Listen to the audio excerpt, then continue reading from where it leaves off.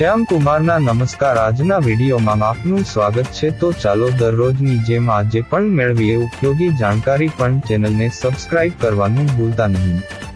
તમારા ઘરમાં સાપ ઘૂસી જાય તો શું કરવું? ઘરમાં સાપ નીકળે તો ગભરાશો નહીં। જાણી લો આટલી વાત, જે સાપ પકડવામાં લાગશે કામ। ઘરમાં સાપ નીકળે છે ત્યારે લોકો માહિતીના અભાવે તેમને મારી નાખે છે।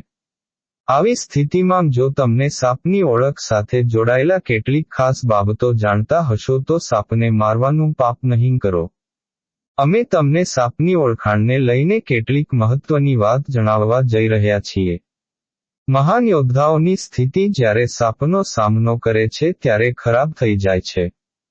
ખાસ કરીને જો તે ઘરમાં થાય અને કોઈ નિષ્ણાત ત્યાં હાજર ન હોય તો આવી સ્થિતિમાં વ્યક્તિ કાં તો બેભાન થઈ જાય છે અથવા તો ડરી જાય છે અને સાપને મારી નાખે છે। પરંતુ શું તમે જાણો છો કે ઘરમાં માર્યા ગયેલા મોટા ભાગના સાપ બિનઝેરી હોય છે, તેમ છતાં જાણકારીના અભાવે લોકો તેમને મારી નાખે છે। આવી સ્થિતિમાં આજે અમે તમને સાપની ઓળખ સાથે જોડાયેલા કેટલાક ખાસ પાસાઓ જણાવીશું, જે સાપનો સામનો કરતી વખતે તમારી ગભરાટ અને પરેશાનીને ઘણી હદ સુધી ઓછી કરી દેશે। નિષ્ણાતોના મતે જો ઘરમાં સાપ નીકળે તો સૌથી પહેલા તમારે તમારી જાતને શાંત રાખવી પડશે।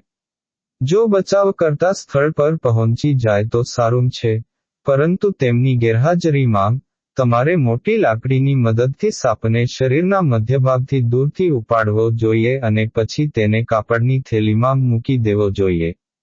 વાઇલ્ડલાઇફ એક્સપર્ટના જણાવ્યા અનુસાર, ભારતમાં સામાન્ય રીતે 10 પ્રકારના બિનઝેરી અને 4 પ્રકારના ઝેરી સાપ ભારતમાં કોઈ પણ ઘરમાં પ્રવેશ કરે છે। ધામણ, આંધળા સાપ, આંધળી ચાકણ, વૃક્ષ સર્પ અને અજગર બિનઝેરી સાપમાં વિશેષ છે। જ્યારે નાગ, કાળોતરો, ખડચિકલો અને ફુરસા ઝેરી સાપમાં વિશેષ છે। સાપને હેન્ડલ કરવાની કેટલીક રીતો છે, જે કોઈ પણ પરિસ્થિતિમાં તમારો જીવ બચાવી શકે છે। જો તમને ઘરમાં સાપ જોવા મળે તો તમારી સાથે વન વિભાગના કર્મચારીઓ અથવા નિષ્ણાતો નથી, તો આવી સ્થિતિમાં તમારે પહેલા સાપને યોગ્ય રીતે ઓળખવો પડશે। સાપને મુખ્યત્વે 4 રીતે ઓળખવામાં આવે છે: રંગ, ત્વચાની રચના, તેમનું વર્તન અને તેમનું કદ।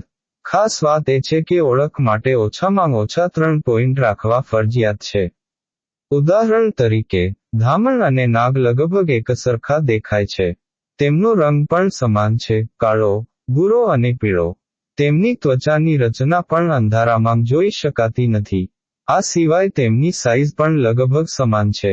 આવી સ્થિતિમાં, તેમની વચ્ચે તફાવત ફક્ત તેમના વર્તનથી જ થઈ શકે છે। ધમીન ક્યારેય પોતાની ફેણ ઉઠાવતો નથી।